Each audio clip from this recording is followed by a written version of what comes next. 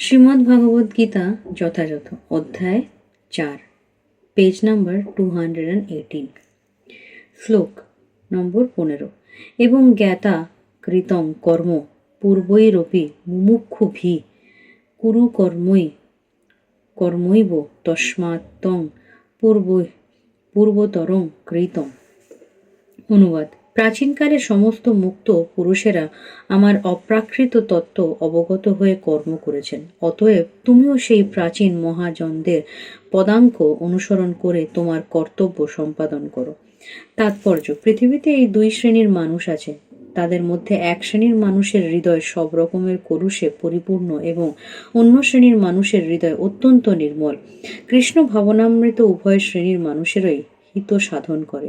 যাদের হৃদয় কলুষে পরিপূর্ণ তারা কৃষ্ণ ভাবনার পন্থা অবলম্বন পূর্বক বিধি ভক্তির অনুশীলন করে তাদের হৃদয়কে পরিষ্কার করতে পারে, আর স্বাভাবিকভাবেই কলুষমুক্ত মানুষেরা এই একই কৃষ্ণ ভাবনার অনুশীলন করতে পারে, যাতে অন্য মানুষেরা তাদের দৃষ্টান্তমূলক কার্যকলাপ অনুসরণ করে উপকৃত হতে পারে। মূর্খ মানুষেরা কিংবা কৃষ্ণ ভাবনায় নবাগত মানুষেরা অনেক সময় প্রকৃত জ্ঞানের অভাবে সব রকমের কার্যকর্ম পরিত্যাগ করতে চায়। রণাঙ্গনে অর্জুনের কর্তব্য কর্ম পরিত্যাগ করার বাসনাটি ভগবান শ্রীকৃষ্ণ অনুমোদন করেননি। আমাদের কেবলমাত্র জানতে হবে কিভাবে কর্ম করতে হয়। কৃষ্ণ ভাবনাময় কার্যকলাপ পরিত্যাগ পূর্বক একান্তে কৃষ্ণ ভক্তির ভান করে বসে থাকার চেয়েও ভগবান শ্রীকৃষ্ণের সেবা করার উদ্দেশ্যে সব রকম কাজকর্মে নিয়োজিত হওয়া প্রকৃতপক্ষে অনেক বেশি গুরুত্বপূর্ণ। তাই ভগবান অর্জুনকে এখানে নির্দেশ দিয়েছেন পূর্বলিখিত সূর্যদেব, বিভীষণ আদি তাঁর ভক্তবৃন্দের পদাঙ্ক অনুসরণ করে কৃষ্ণ ভাবনাময় কার্যকলাপে নিয়োজিত।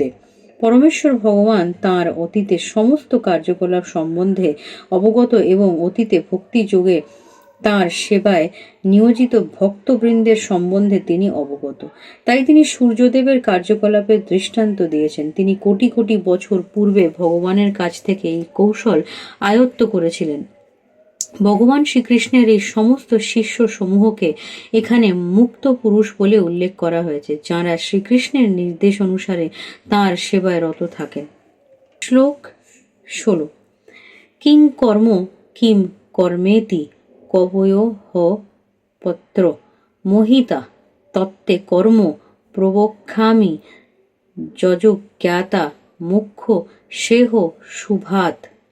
অনুবাদ: কাকে কর্ম ও কাকে অকর্ম বলে তা স্থির করতে বিবেকী ব্যক্তিরাও বিমোহিত হন। এখন আমি সেই কর্ম সম্বন্ধে তোমাকে উপদেশ করব, যে বিষয়ে অবগত হয়ে তুমি সমস্ত অশুভ অবস্থা থেকে মুক্ত হবে। তাৎপর্য: কৃষ্ণ ভক্ত মহাজনদের দৃষ্টান্ত অনুসরণ করে কৃষ্ণ ভাবনাময় কর্ম সম্পাদন করতে হয়। পঞ্চদশ শ্লোকে ভগবান সেই উপদেশ দিয়েছেন। পরবর্তী শ্লোকে তিনি তার ব্যাখ্যা করে বলেছেন কেন স্বতন্ত্রভাবে ভগবানের সেবা করা উচিত। এই অধ্যায়ের প্রথমেই বর্ণনা করা হয়েছে যে পরম্পরার ধারায় ভগবতত্ত্ব জ্ঞানসম্পন্ন মহাজনদের অধীনে কৃষ্ণ ভাবনাময় কর্ম সম্পাদন করতে হয়। ভগবান শ্রীকৃষ্ণ ভাবনামৃতের পন্থারূপ তত্ত্বজ্ঞান সর্বপ্রথমে সূর্যদেব বিভীষণকে দান করেন। সেই তত্ত্বজ্ঞান বিভীষণ তার পুত্র মনুকে দান করেন। মনু তাঁর পুত্র ইক্ষ্বাকুকে দান করেন এবং এভাবে সৃষ্টির আদি থেকে এই তত্ত্বজ্ঞান এই পৃথিবীতে প্রবাহিত হয়ে আসছে। তাই গুরু শিষ্য পরম্পরার পূর্বতন আচার্যদের পদাঙ্ক অনুসরণ করতে হয়। তা না করলে এমনকি অত্যন্ত বুদ্ধিমান মানুষও কৃষ্ণ ভাবনাময় কর্মে যথাযথ সম্বন্ধে বিভ্রান্ত হতে পারে। নিজে অর্জুনকে এই তত্ত্বজ্ঞান সরাসরি দান করতে মনস্থ করলেন।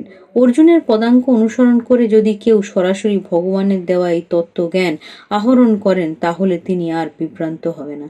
কেবলমাত্র ত্রুটিপূর্ণ পরীক্ষা নিরীক্ষার মাধ্যমে অভিজ্ঞতা লব্ধ জ্ঞানের সাহায্যে ধর্মীয় পন্থাগুলি কখনোই নিরূপণ করা যায় না।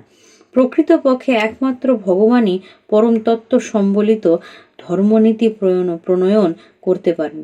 ধর্মং তু সাক্ষাৎ ভগবৎ প্রণীতম।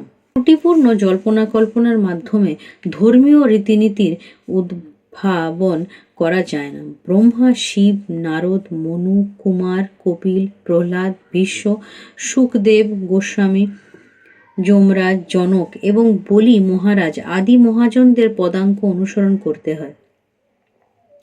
মনোধর্ম প্রসূত কল্পনার ভিত্তিতে আমরা ধর্ম বা আত্মোপলব্ধি পন্থ প্রতিপন্ন করতে পারি না। তাই ভগবান তাঁর ভক্তদের প্রতি অহৈতুকী কৃপার বশবর্তী হয়ে সরাসরি অর্জুনকে কর্ম এবং অকর্ম কি সে বিষয়ে বুঝিয়ে দিয়েছেন। কেবলমাত্র কৃষ্ণ ভাবনাময় কর্ম সম্পাদন করার মাধ্যমেই জড়জগতের বন্ধন থেকে মুক্তি লাভ করা যায়। আজ এখানেই শেষ করলাম। ধন্যবাদ।